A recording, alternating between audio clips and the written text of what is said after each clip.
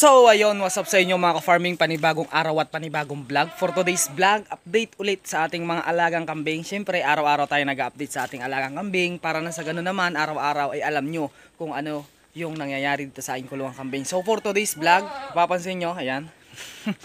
Dahil kukuha tayo ng damo dahil nga mapili na naman yung bulog natin mga ka-farming. Nahihirapan talaga akong maghanap ng damo na gusto niya.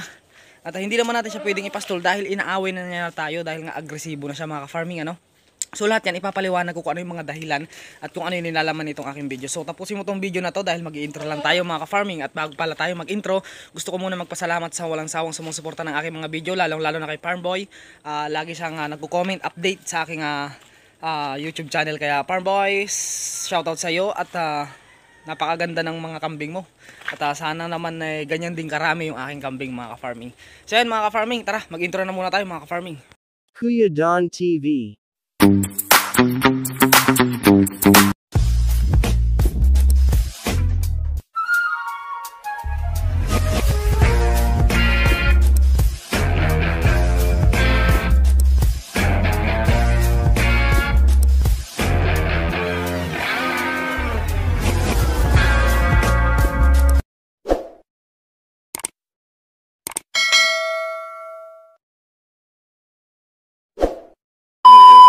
So ayun mga ka-farming, pasok lang tayo dito sa ating pintuan. So may bago na naman tayo, bagong ginawa mga ka-farming. So dito sa aking kulungan mga ka-farming, dahil hindi ko na nga siya pwedeng ilagay doon kasi nga inaano niya na ang tawag doon, sinusuwag niya, sinisira niya lang. Ito, nagdagdag na lang din tayo ng yero dito, ayan, extend na yero para dito na lang siya matulog sa sahig ay sa lupa. Ayan, napaka-agresibo niya talaga mga ka-farming.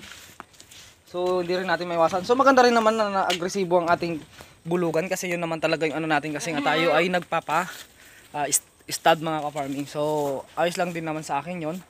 Yun nga lang, pati ako inaaway. So tayo po ngayon ay kukuha ng konting damo lamang dito sa aking dito lang, sa baba lang mga ka-farming. So tara, kuha tayo. So ito po mga ka-farming, ayan yung ginawa ko na yero, yan. So dito lang siya, tatakbo lang siya dito, dyan. Yan, ikot-ikot lang siya pero at least yan, makulimlim. So alas 3 pa lang. At yun naman, kukuha na tayo ng damo. Konting damo lang mga ka-farming dahil para sa kanya lang din naman. Yan po yung ating kambing. Agresibo po yan. Napaka-agresibo ng ating kambing. So dito naman sa baba, dito tayo kukuha. At syempre, i-check na rin natin yung ating mga alagang kambing. Dahil yun nga, araw-araw tayo mag-update syempre. So nandito na tayo sa taas, ang bilis lang. Doon lang tayo kanina. So yung iba nating kambing, watak-watak yan mga ka-farming. Yung ibang kambing nandoon. At ito yung kambing ng tito ko na nagpasampa siya kagabi ng kambing niya, nag-hit ito. So ngayon ito, pinastol ko muna kasi may pinuntahan siya eh. Yan, upgraded buang. So upgraded ho yan mga ka-farming. Upgraded. Yan. Yan po yung ating mga kambing. So dito tayo kukuha ng damo kasi nandito yung kambing natin. Watak-watak sila mga ka-farming. Watak-watak. Watak-watak yung ating mga alaga. Ang kukunin nating damo ay ito lang, dito lang sa may gilid ng pilapil. Ito natin mga kambing. Ayun sila, layo na nila. Yung anak ni Tagpi, ayun ayun ang layo. Yung dalawa na yun ayun, papalapit na Palapit na. Ayun sila. So natututo na rin gumala. Yes po, alika po dito po. Alika po rito. Alika po, alika. Alika po rito. Kamusta naman kayo? Busog na po si Tagpi agad alas 3 pa lang. So kinukondisyon din natin ito si Tagpi kasi nga dito tayo kukuha ng lahi. Yan. Lipat lang natin. Ayun laki na 1 month in 2 weeks. So ibang kambing natin is nandoon sa malayo. So mamaya pupuntahan natin, kukuha lang muna tayo ng damo. At ito yung kukunin kong damo mga ka-farming na sinasabi ko sa inyo. Konti lang naman to dito eh. Tumubo lang, napansin ko lang din kahapon. So sayang naman pagka ito ay natuyo. Yan. Sayang lang naman ito pag ito ay natuyo. Yan o. Yan po yung ating mga kukunin. Yan o. Oh. Yan o. Ito po yung ating mga kukunin. Yan. Kukunin po natin yan lahat. Konti lang naman yan. Yan yung mga ganito. 6.5 hours later. Yan, ito yung kukunin natin mga ka-farming. At ito, meron pa dito. Palakihin na muna natin to. Meron pa dito. Yun po, konti pa. Kunin na natin lahat. So ayun mga ka-farming, nakakuha na tayo. Konti lang naman ito mga ka-farming dahil inuunti-unti lang din naman natin dahil nandito lang naman. Iyon lang naman yung kulungan ko. At nandito lang naman yung damo. So konti-konti lang kasi pangit ng pagka-dry. Nata-dry. So puntahan natin yung mga kambing natin dito. Yung iba nating mga kambing, lipat din natin. Check din natin sila pagka okay na sila. So ito, inilipat ko. At magandang panahon ngayon kasi maghapon na ganyan lang ang panahon, no? Pero hindi umulan. Umambon pero konti lang. So bisitahin lang muna natin yung ating mga alaga bago tayo tuluyang umuwi para pakainin dahil alas 3 pa lang naman, mag alas 4 pa lang. So mahaba-haba pa yung oras. Ayun yung kambing natin, oh. Isa-isahin natin silang kakamustahin para makita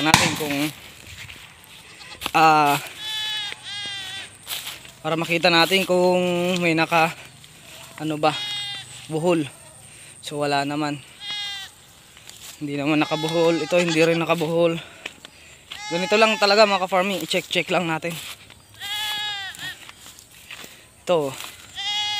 Itong isa na to. Isog lang natin doon ng konti para maabot niya.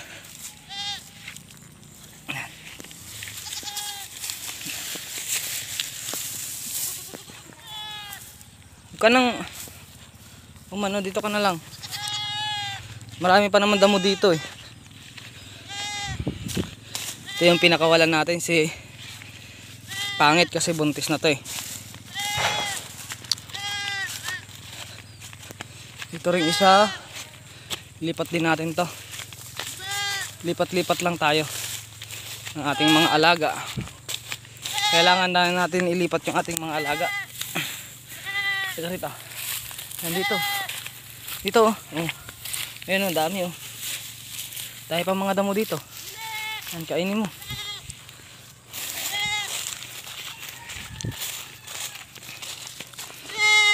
Po. Opo. Mamaya pa kita papakawalan. Mamaya pa tayo magpapakawala. Kasi alas 3 pa lang, mag alas 4 pa lang. So lipat-lipat lang muna. Kumain ka dyan. Masanay ka, masanay. Kailangan talaga natin silang sanayin din na italik para hindi makaperwisyo mga ka-farming. Kasi mahirap din naman, nakakaya din naman sa may tanim. Opo, dyan ka na lang. Oo nga, dyan ka lang. Mamaya pa tayo uuwi. Aga pa, yun pa lang yung araw. So yan. Wala lang si Pangit. Busog na rin siya. 8 months pa lang po ito mga ka-farming, 8 months. Yung dalawa naman na yan. At saka ito, 10 months na. Yung buntis na rin yung puti na yan. So doon pa tayo, maglalakad ulit tayo doon sa napakalayo para kunin yung damo. So ayun lang mga ka-farming, sama-sama na si Pangit. Hoy Pangit, diyan ka lang Pangit. Kumain ka muna dyan. Sama-sama si Pangit. Bakit? Ha? Ba't ka sumasama? Ha? Ba't ka sumasama? Ha? Ba't ka sumasama? Nagkakamot ka pa, oh. Ang harot mo. So yun lang mga ka-farming, nakakatuwa lang din mag-alaga ng kambing talaga. Talagang nakaka-enjoy din kasi syempre bukod sa nalilibang ka na ay habang tumatagal yung buwan Lalo na pagka may mga buntis kang kambing, meron kang mga inaasahan. Diba? Siyempre yung pagod mo is masusulit yan pagka magkakaroon ka ng mga biserong maliliit. Ganun lang mga ka-farming ang buhay ng magkakambing. Kaya kung ako sa inyo, hinihikayat ko kayo na magkambing na rin kasi hindi naman po mahirap ang pagkakambing. Alam niyo yung mahirap? Yung nangangarap ka pero wala ka namang ginagawa para sa sarili mo. Yun ang mahirap. Yun ang mahirap sa lahat. Yung nangangarap ka pero wala ka namang ginagawang aksyon sa sarili mo para umangat. Yun ang mahirap sa lahat. Kaya ugaliin natin na magsumikap. Baka may magsabi dyan na walang pambili. Marami naman sigurong kambing dyan sa mga kapitbahay nyo. Pwede nyo naman kausapin na mag-alaga kayo. Makialaga kayo ng kambing. Diba? Ganun lang. Yan, akin malawak ang pagpapastulan ko. Ang mahirap lang sa akin dito pagka sobrang init ng panahon dahil obligado kang magpainom talaga kahit na mainit. Kasi syempre sa init na yun kailangan nila ng tubig, so kailangan mong lumabas. At para ma-check na rin sila kung baka may nabuhol. Ganun lang. Yan lang naman ang mahirap dun eh. Pero all day masaya pa rin ang pagkakambing mga ka-farming. So nandito na tayo, malapit na tayo.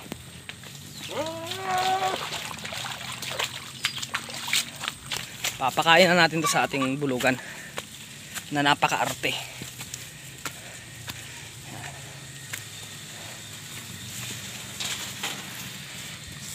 Hindi ka nga dito. Oh, ito. Ayun mo to. Ubutin mo yan. Hoy.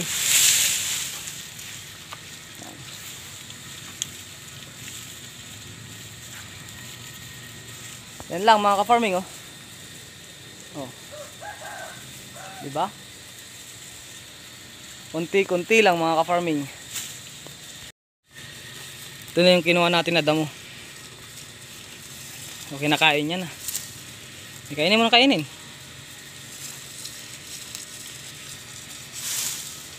Huwag mo nang hilahin.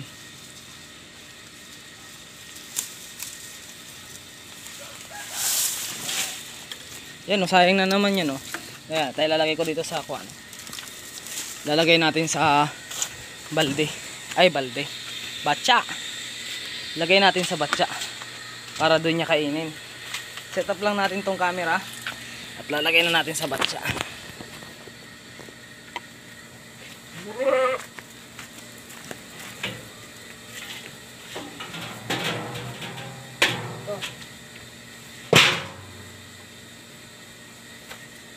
Tapang talaga to.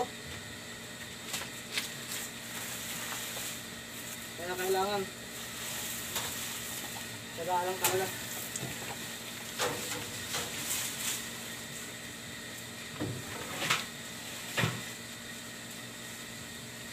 Ayun mo. Pag nahulog, pulutin mo.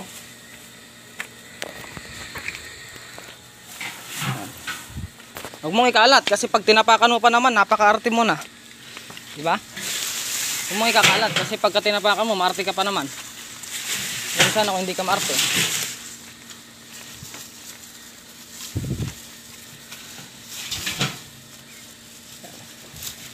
Balik lang natin to. Sige, kumain ka. Para mayroon ka ring pagkain. Unti-unti sinasanay natin siya sa damo talaga.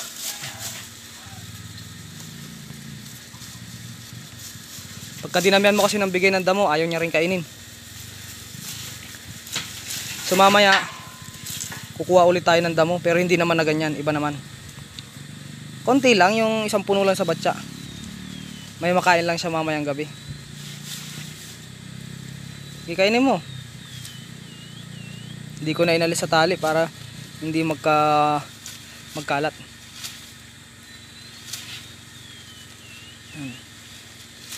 Halos gutom siya oh. Mapili siya eh. Ganyan talaga. Masanay ka na munang kumain ng damo.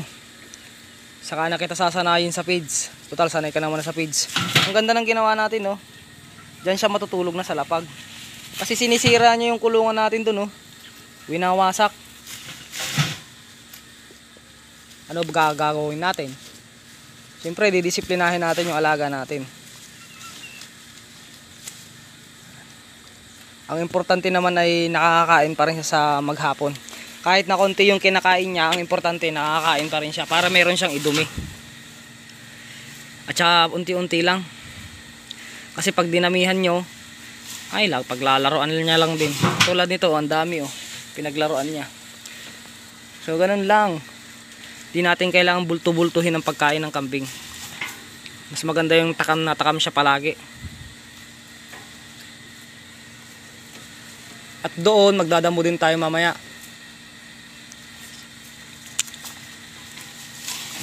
So nakakatakot din to pag tumaba, kaya iwas-iwasan din natin yung feeds kasi tayo lang din ang mga problema pagka ito ay tumaba.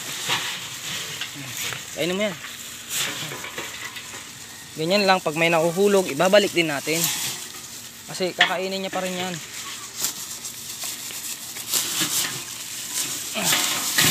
Ang hirap mong kalingain. Salamat ka, kailangan pa kita. Tagal pa ang pagsasama natin kapatid, kaya magpalakas ka, huwag kang magkakasakit. Palakas ka. Ingatan mo magkasakit ha. Yan o, wala siyang kinain o. Ginugutom ko talaga siya para masanay siya ng damo. Kasi hindi talaga to kumakain ng damo. Kumakain naman siya kaya lang pili. Gusto niya yung mga dahon-dahon, tulad ng ipil-ipil, madre cacao. Eh yung mga madre cacao at ipil-ipil dry na eh. Marami ng uod, marami ng samrid, so hindi na maganda yun para sa kanila. Marami naman tayong pagkukuhanan, kaya nga lang dry na. Marami ng mga uod. Niiwasan din natin makakain to ng uod dahil yun din ang ikakamatay niya. Kaya pagtiyagaan lang muna natin siya sa ganito. Total, isa lang naman yung pagsasakatihan natin. At yung mga nakukuha ko naman na damo na ganyan, yung hindi niya kinakain pala, linalagay ko dyan para yung mga kambing ko na mga nakapastol, pag nabitin sila sa pagkain, pwede silang umuwi, meron pa silang kakainin dito. So ganun lang, diskarte lang mga ka-farming. Pag may diskarte ka talaga, alam mo yung gagawin mo, ay hindi masasayang ang pagod mo. Yan. So paano ba yun mga ka-farming? Hanggang dito na lang muna ang aking vlog. At sana support nyo pa rin po yung aking mga vlog. Ayan, pinagpawisan din tayo kahit paano. So maganda rin to na araw-araw tayong pinagpapawisan dahil araw-araw na mababawasan tayo ng toxic sa ating katawan mga ka-farming. So kailangan din natin pagpawisan talaga. At magandang exercise din naman yung pagkukuha ng damo, kaya hindi to, para sa akin hindi trabaho yun. Exercise yun para sa akin dahil pinagpapawisan tayo. So hindi na natin kailangan mag-exercise dahil araw-araw naman tayong napapagod, araw-araw tayong nagsasakate, araw-araw din tayong pinagpapawisan. So good na yun para sa atin. So yun lang mga ka-farming, at sana support niyo pa rin po yung aking mga ibang vlog. At sa mga bago pa lang dito sa aking YouTube channel na ngayon pa lang nakapadpad, mayroon pa akong mga in-upload na. Araw-araw po tayo nag-upload, araw-araw po tayo nag-update about sa pag-aalaga po ng kambing, about sa mga alaga akong kambing. So panoorin niyo po yung iba kong vlog para makasabay kayo sa istorya ng buhay ni Kuya Dan. So hanggang dito na lang mga ka-farming, at peace out sa ating lahat.